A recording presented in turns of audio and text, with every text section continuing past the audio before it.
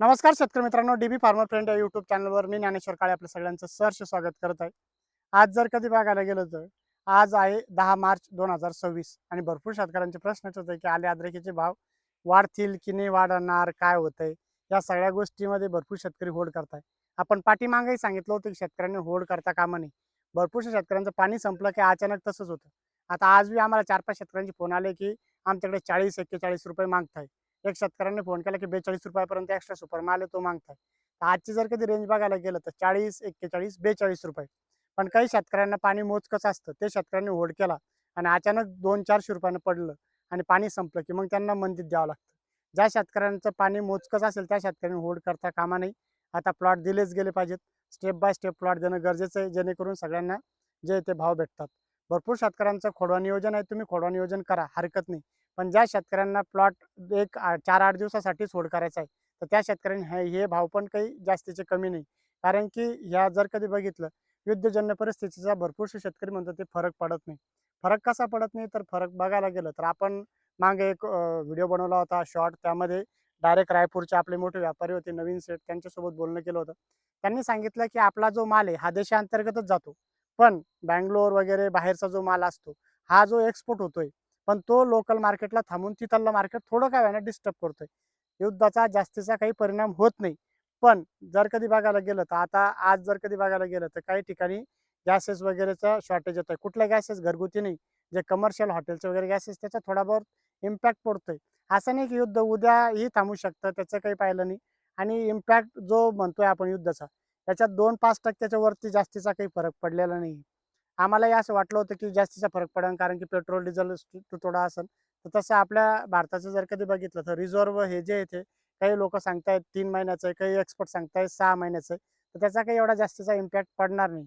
पण देशांतर्गत मागणी, गरमी या सगळ्या गोष्टीवरती याची हे असतं. आणि बियाणं काढणं भरपूरशा भागामध्ये आणखी चालूच झालेलं नाही. काही भागामध्ये 5-10% बियाणं काढतायत. बियाणं काढायच्या टायमाला असं वाटलं होतं की तेजी येईल, पण ती तेजी जी आहे ती आता जर कधी बघायला गेलं बियाणं, तर काही शेतकरी 5,500 बियाणं घेत आहे, काही 5,000 घेत आहे, काही शेतकरी 6,000 पर्यंतही बियाणं घेत आहे. त्यामध्ये कंडिशन राहते. काही शेतकरी जे आहे ते काढून घेतात, काही शेतकरी काढून देतात, काही शेतकऱ्यांचं मातीचं त्याचं गणित असतं, त्यावरती हे भाव ठरले जातात. काही भागात काय झालेलं आहे की मोजकेच प्लॉट जे आहे ते कोरे, त्यामुळे त्या शेतकऱ्यांना थोडे 200-400 शिल्लक भेटतात. कारण की त्यांना जर कधी लांबून आणायचं झालं तर ट्रान्सपोर्टेशनचा खर्च त्यांचा वाढतो. त्यामुळे ते म्हणतात की 200-300 दिलं तरी पण गावातल्या गावात आपण बियाणं घेतलं, तर आपला जो खर्च आहे वाहतुकीचा वगैरे तो कमी होतो. त्यामुळे ते तिथंही थोडाफार फरक ह्या बाबतीत पडतोय. भरपूरशा ठिकाणी भाववाढीची जी हे होती अपेक्षा, मध्ये 47-48 रुपयापर्यंत गेलं होतं.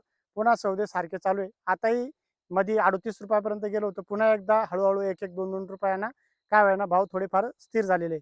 भरपूरशा ठिकाणी आज 41 रुपयाचे सौदे झालेले आहे. 40-41 रुपयाच्या दरम्यान. आणि एखादा एक्स्ट्रा प्लॉट असेल तर 42 रुपयाचेही सौदे तिथं झालेले. तुमच्या भागामध्ये काय भाव चालू आहे? तुमच्या भागात किती माल शिल्लक आहे? आपण या काबर गोष्टी विचारतो की हे आपल्याला कळतं की अंदाज की संपूर्ण महाराष्ट्रामध्ये जेमतेम किती प्लॉट शिल्लक राहिलेले. आता आमचा जो बेल्ट आहे, फुलंब्री बेल्ट असेल, कन्नड असेल, सिल्लोड असेल, इथं साधारणतः 30-35-40% प्लॉट साधारणतः शिल्लक असेल. याच्यामधले 5-10% बेण्यावरती राहतील. 5-10% जे शेतकरी आहे ते आपलं खोडवा नियोजन करतील आणि 20% जे ते शेतकरी आता हे देतीलच. आणि काल आमचे साताऱ्याचे मित्र आहे अमित म्हणून, आणि ते इकडनंच बियाणं नेणार आहे. त्यांनी आम्हाला लेबरसाठी फोन केला होता काल, किंवा काही लेबर असेल तर आम्हाला द्या. त्यांनी आम्हीच त्यांना अंबड तालुक्यामध्ये आमचा प्लॉट आहे. केनगाववाडीमध्ये राजपूत समाजाचे आपले शेतकरी आहे. त्यांचा प्लॉट दिला होता. त्यांना खोदणीसाठी आम्ही दिले. तर त्यांनी सांगितलं की आमच्याकडे बऱ्यापैकी खांद्या ज्या आहे त्या थांबलेल्या आहे. म्हणजे बऱ्यापैकी सातारा भागामध्ये माल काढणं थांबलेलं आहे.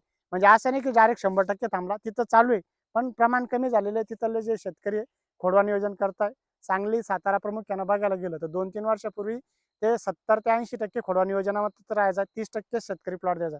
पण हे भाव ज्यावेळेस तेजीत यायला लागले, त्या शेतकऱ्यांना गणित कळायला लागलं. त्यांनीही 6 महिन्याच्या आत प्लॉट देणं सुरू केलं. म्हणजे तेही आपल्यासोबत प्लॉट द्यायला लागले. नाहीतर सांगली, सातारा हा बेल्ट असा होता की 80% ते 70% प्लॉट हे खोडवा नियोजनासाठी राहतात. पण आता ते भाऊ सांगत होते की आमच्याकडे बऱ्यापैकी खांद्या थांबलेल्या आहे. आणि म्हणजे अशा 100% थांबल्याने प्लॉट चालू आहे.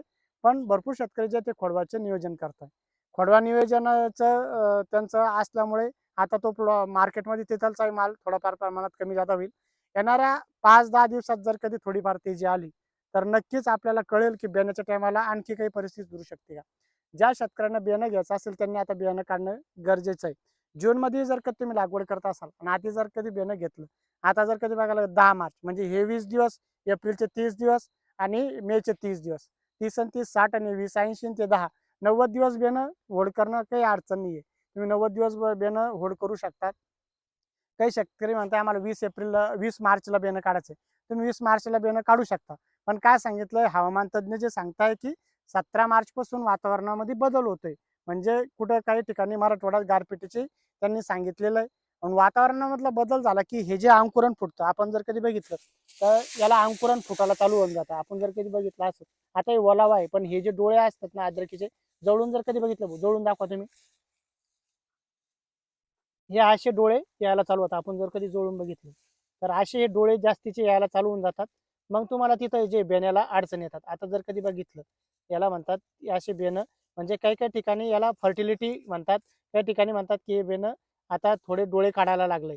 तर अशा सगळ्यात जास्त डोळे जर कधी काढायला लागलं आणि हे पुन्हा जर्मिनेशन झालं तर तिथं जर कधी जास्त मोठीचा कोंब आला तर तुम्हाला प्रॉब्लेम होतो. हे कशामुळे होतं, ते वातावरणातल्या बदलामुळे होतं. त्यामुळे तुम्ही आता बियाणं काढायला हरकत नाही. कारण की वातावरणामध्ये थंड, गरम आणि दमट वातावरण. दमट म्हणजे कसं, आर्द्रता जर कधी निर्माण झाली, कुठल्याही पिकाला आर्द्रता जास्त असली, आर्द्रता म्हणजे कशी गरमटाची आर्द्रता नाही, ढगाळ वातावरणामध्ये जी आर्द्रता भेटते, नायट्रोजनचं प्रमाण समतोल न राहता त्याच्यामध्ये दमट होऊन त्यावेळेस कुठल्याही पिकाला ते जे असतं ते पोषक असतं आणि ते तिथं अंकुरण काढतं. त्यामुळे तुमचं बियाणं काढण्याची आता ही टाईम योग्य आहे. 20 मार्चपर्यंत तुम्ही बियाणं काढायला पाहिजेत. भरपूरसे हवामान तज्ञ जे सांगतायत तसे अंदाज खरे ठरतायत. आपले हवामान अभ्यासकांनीही सांगितलेलं आहे आणि आपल्या पुणे वेधशाळेनेही सांगितलेलं आहे की 17 मार्चपासून ढगाळ वातावरण आणि गारपिटीची शक्यता मराठवाड्यातल्या काही जिल्ह्यांना आहे. त्यामुळे आता बियाणं काढणं तुम्हाला गरजेचं आहे. आणि येणाऱ्या काळात आपण भावाविषयी अपडेट देतच राहतोय. अपडेट देताना आपण जे ते ॲक्च्युअल जे सांगतोय, काही शेतकरी भरपूरसे विचारतात की बा आम्ही थांबा का. आपण कसं सांगणार आहे शेतकऱ्यांना की तुम्ही थांबू नका, की थांबा. हे आपण फक्त एवढं सांगतो की तुमच्याकडे जर कधी पाणी कमी असेल तुम्ही अजिबात होड करू नका. तुमचं नुकसान तिथं खूप मोठं होतं. कारण की जर कधी पाणी नसेल तर तुमचा हा जो माल आहे पूर्णतः सूक्ष्म होऊन तुमचं वजन घटतं.